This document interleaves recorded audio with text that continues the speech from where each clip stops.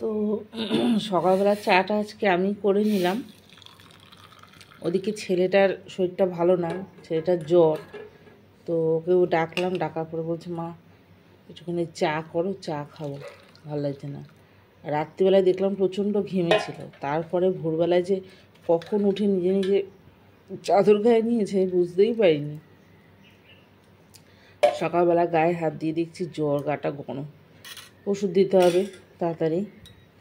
আর antibiotic চালু করে দেওয়া হয়েছে, যেহেতু ওর গলার একটু সমস্যা আছে, টনসিলের প্রবলেম আছে। আর এখনও ঘুম থেকে ওঠেনি ওরা কেউ।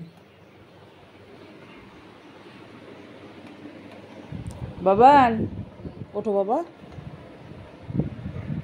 আর সকালবেলা উঠে তো বাইরে যেতে পারছি না কাজ করার জন্য, বাইরে বৃষ্টি হচ্ছিল, আমারও শরীর ভালো না, গলায় ব্যথা, জ্বর। তো আমি আর ভিজলাম না, ভিজে কাজ করলাম না। তো কাজ তো করতেই হবে। তো উঠে ফেসবুকে একটু কাজ করলাম, আর তারপরে একটু ঝাটপাট দিয়ে গেলাম চা করতে। চাটা খেয়ে নিয়ে এখন দুনিয়ার কাজ। ওখানে বাসনগুলো বের করলে হয় না, মানে সঙ্গে সঙ্গে মাজতে হবে, টুকরো টুকরো মুখ দেবে। আর বৃষ্টিতে ভিজে তো মাজতে পারবো না, তাহলে তো আমিও যদি বাড়াবাড়ি হয় সমস্যা হয়ে যাবে, ওর বাবা পারবে না সামলাতে।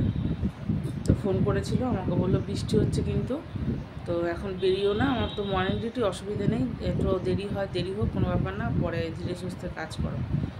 আর ছেলে জ্বর এসেছে কিনা জিজ্ঞেস করলো, তো আমি বললাম না জ্বর নেই। আমি সত্যি গায়ে হাত দিয়ে দেখেছিলাম জ্বর নেই, পরে দেখছি চাদর গায়ে দিয়েছে, এবার গায়ে হাত দিয়ে দেখছি যে হ্যাঁ গাটা গরম।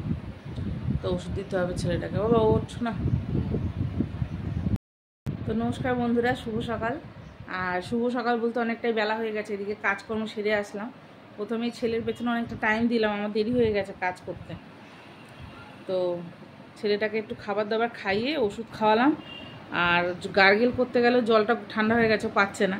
তো আমি কী করলাম, একটু নুন গরম করে একটা পুটলির মধ্যে দিয়ে দিলাম, ওইটা শেক নিচ্ছে। আর এই যে মেয়ে, ও তো খায় না কিছু না, এখন বসে বসে খাওয়াতে হবে ওকে। রুটি খাচ্ছ? আচ্ছা চলো খেয়ে নাও। নিচে দিলাম, চলে আসলো এইখানে, শান্তি নেই। এখনও রান্না বান্নার কিছু গোছানো হয়নি, কি রান্না করব জানি না। সকালবেলা একটা বিশাল চিন্তা, কি রান্না করব কি রান্না করব। তো রান্না বান্নার এখনো কিছু গোছানো হয়নি, দেখি কি করব। রক্ত বেরোচ্ছে ফোসকায় বলে রোজ ওই ড্রেসিং টেবিল মুছতে গিয়ে এরকম ঘষা লেগে গেছে ফোসকাতে হাতের। ড্রেসিং টেবিল মুছতে গেছিলাম, ধারগুলো খোঁচা লেগে রক্ত বেরিয়ে গেছে। হ্যাঁ কী করবো। বন্ধুরা রান্না করতে গিয়ে পুড়ে গেছিলাম, ওই যে মাছের মুড়ো ভাজতে গিয়ে তেল ছিটকে লেগেছিল, তো দেখাতেও পাচ্ছি না হাতটা, এই যে এখানে। তো ওই ড্রেসিং টেবিলটা মুছতে গিয়ে ওই ধারগুলো এরকম ঘষা লেগে ওপরে ছালটা উঠে গেছে, আর সেখানে রক্ত আও হয়ে গেছে। হ্যাঁ হ্যাঁ ছিটকে মাছের মুড়ো রান্না করতে চলে আসলাম। সেই কালকে রাত্রে চিচিঙ্গেগুলো কেটে রেখেছিলাম, করা হয়নি, ওগুলো ভাজা বসিয়েছি। আর একটু পেঁয়াজ দিয়ে ভাজবো, পেঁয়াজ দিই কালো জিরে শুকনো লঙ্কা নিয়ে প্রথমে অল্প করে ভেজে নিলাম, এরপর এখন দেবো পেঁয়াজটা প্রথমে দিলে না পুড়ে যায়, ভালো লাগে না, পেঁয়াজের যে একটা মিষ্টি মিষ্টি ভাব থাকে সেটা থাকে না। তো পেঁয়াজটা আমি একটু শেষেই দিই। আর এখানে দেখো ডাল বসিয়েছি, ডাল সেদ্ধ হয়ে গেছে, ডালটা একটু পেঁয়াজ দিয়ে সাতলাবো। আর করবো আলু পোস্ত, বেগুন ভাজা। আর এখানে দেখো চাল ঠাল ধুয়ে রেডি করে রেখেছি, এখনও ভাতটা বসাইনি, ভাতটা বসাবো। আর ছেলের ওদিকে শরীর ভালো না, আর ছেলের তো শরীর ভালো না, ওইদিকে দৌড়াদৌড়ি করছি, ছেলের কাছে থাকতে হচ্ছে একটু, এদিকে আমার কাজকর্ম পুরো গন্ডগোল। আর আকাশের অবস্থা খুব খারাপ, বাইরে বাসন কুসন মাজা আছে, জামা কাপড় মেলা আছে। ভগবান, তুই এটা দিয়ে পারিস খেতে? আর বলতো এরকম জ্বালায় কেন? তুই বলবি তো আমি গ্লাসে জল দেবো। সকাল থেকে আমার এইরকমই হচ্ছে।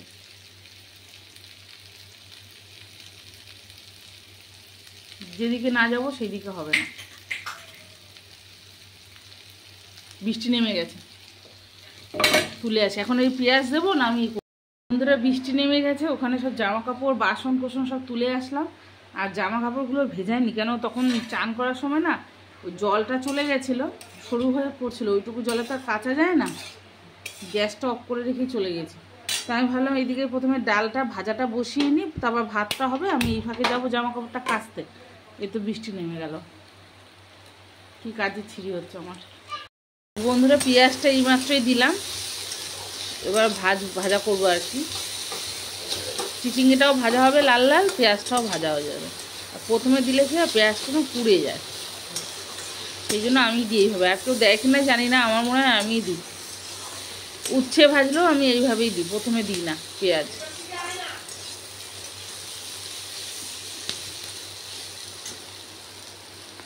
বন্ধুরা পোস্ত হয়েই গেছে, তো ভাবছি একটু শুকাবো কি শুকাবো না, ডাল রান্না করেছি আর ভাবছি নামিয়ে দিই, কেন আলুর পোস্ত তো নামালে পরে আবার হয়তো রসটা একটু টেনে নেবে ঝোলটা। আর একটুখানি এরকম গায়ে মাখা থাকলে ওর বাবা খেতে ভালোবাসে আর কি, ছেটে ছেটে খাবে, পোস্ত খেতে এত ভালোবাসে। আর আমার মেয়ে তো ডাল নেবে না, শুধু পোস্ত দিয়েই খাবে।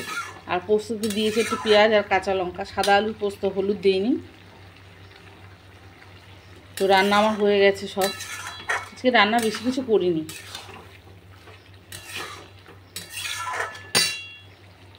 বন্ধুরা দেখো এখানে করেছি আলু পোস্ত, এটা হচ্ছে মুসুর ডাল পেঁয়াজ দিয়ে, আর এটা হচ্ছে চিচিঙ্গে ভাজা আর বেগুন ভাজা। আজকে এই হয়েছে রান্না বান্না।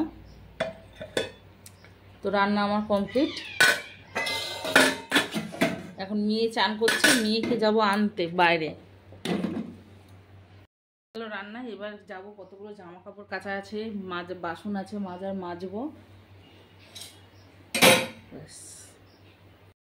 তো জামা কাপড় কাচতে আসলাম, মেয়েকে বললাম যে ঘুমোবি না, ভাত দেবো, ঘুমিয়ে পড়ছে, কি জ্বালাতন।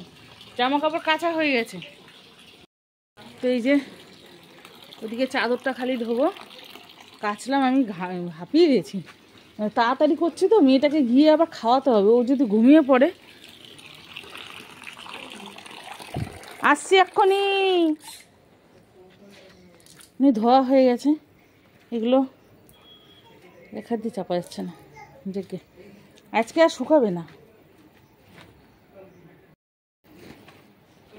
আজকে আর শুকাবে না কোনো রকম, একটু জলটা ঝরবে আবার কালকে। এই বর্ষাকাল আসলেই না আমার প্রচণ্ড কষ্ট হয় এই জামা কাপড় মেলা নিয়ে, মানে একবারে বেশি করে আমি কাচতেও পারি না, জায়গা কম, মেলারও জায়গা নেই। আর কি বলবো, কেচে ভিজেটা কোথায় রাখবো, ঘরে তো জল পড়বে। তো দেখা যাচ্ছে একটু পরে, আমি চাদরটা মিলে নিই, মেয়েকে খাওয়াতে যাবো। তখন চলে আসলাম, এই মেয়ের খাবার নিয়ে আসলাম, মেয়েকে খাইয়ে দেবো। ভাতটা মনে হচ্ছে একটু বেশি হয়ে গেছে, এতটা কি করে দেবে? ভাত মাখবে তুমি? বল জল দিত গ্লাসে শোনা, আর পানি দিয়ে ভাত খাওয়া হয় না। বাবার না দাদা ভাই, হ্যাঁ নাম ধরে ডাকা খালি না। দাদা ভাই, ছেলের নাম। আসো আসো আসো। তো শুভ সন্ধ্যা বন্ধুরা। তো এইমাত্র চাটা খাওয়া হলো আমাদের, চা বিস্কুট। আর এই যে মহারানীর জ্বর এসেছে, জ্বর এসেছে কিরকম বোঝে। দুপুরবেলা ঘুমিয়েছে, ঘুম থেকে উঠে বলছে কাশছে খুশফুস করে। আমি বলছি এই কী রে তোর কী হলো, কাশছিস কেন? বলছে আমার জ্বর হয়েছে। জ্বর?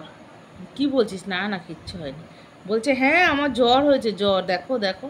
তারপর দেখলাম সত্যি গাটা গরম। তখন পৌনে 7টা বাজে, তখন জ্বরের ওষুধ দিলাম, প্যারাসিটামল দিলাম। আর ওইদিকে ছেলে তো আছেই, কাশছে, জ্বর, কি বলবো, আর ভালো না কেউ। কি করছো মা?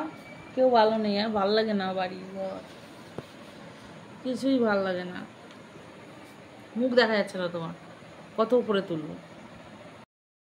কি বই?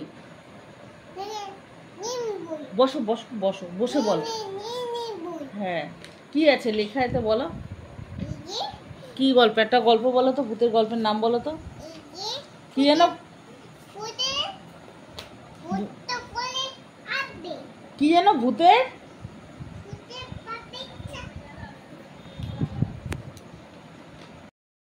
আচ্ছা, তো বন্ধুরা আজকে রাতের খাবার হচ্ছে আমাদের দুধ রুটি, আর দুপুরে আমাদের ডাল তরকারি ছিল। তরকারি বলতে আলু পোস্ত। তো এই হচ্ছে খাবার দাবার। কি দেখবি তুই? এদিকে বস, আমি তোকে দেখাচ্ছি। বাড়িতে সবার শরীর খারাপ, জ্বর। তো এই খাবার ব্যবস্থা হয়েছে রাত্রিবেলা। ডাল রয়েছে অনেকটা, তাই না?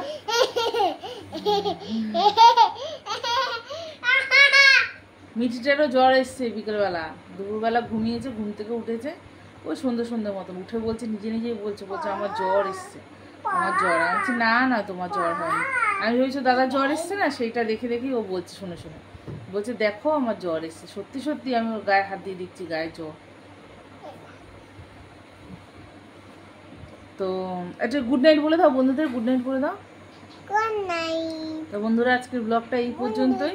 তো এখানেই শেষ করছি আমাদের ভিডিওটা। যদি ভালো লাগে একটু লাইক কমেন্ট করবেন। আর একটু ভিডিও আমাদের ভালো হচ্ছে না দুদিন ধরে, কেন সবার শরীর খারাপ, ভিডিও ঠিক মতো করতে পারছি না। আবার ফোনটাও ছেলের বাড়িতে থাকছে, একটু নিচ্ছে, ভিডিও করতে পারছি না, চার্জ থাকছে না। তো সবাই খুব ভালো থাকবেন, সুস্থ থাকবেন, আর দেখা হবে আগামীকাল অন্য একটা ব্লগে। দেখি আবার কালকে সকালে কি লেখা আছে। নিত্যদিন মানে প্রত্যেক দিনই একটা না একটা কিছু সমস্যা। মেয়েটার গাটা গরম হয়েছে, তাড়াতাড়ি খেয়ে নেশো না আমার।